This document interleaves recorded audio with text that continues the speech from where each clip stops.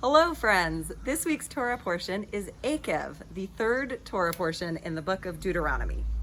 Now remember that in Deuteronomy, the Israelites are encamped on the eastern side of the Jordan River, waiting to cross into the Promised Land, and this entire book of the Torah is Moshe's speech to them with advice and instructions on how they should build the society when they enter the land, and he will not be going with them.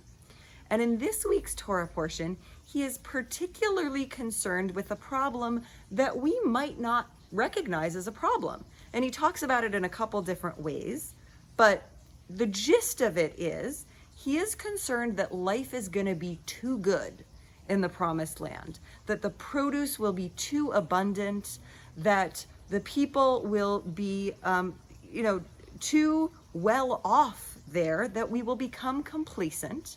And particularly that we will tell the story, he says, beware lest you start to think that my power and the work of my hands created this wealth.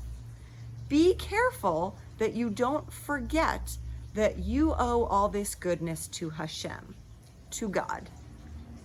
And I think that's a very powerful message for us, because it's very tempting all the time for us to look at the good things in our life and to say, wow, I've done a good job making myself have a nice life. I've worked really hard. I deserve all of this. And other people who don't have these things just must not have worked as hard or must not be as good. And as Mark Twain said, a self-made man is about as common as a self-laid egg. So Moshe's instructions in this Torah portion remind us that as we look at our lives and consider our blessings, that we don't tell ourselves, oh, this is all just because I deserve it. This is all just because I worked really hard, but that we remember to be grateful for all of the forces that help us along the way.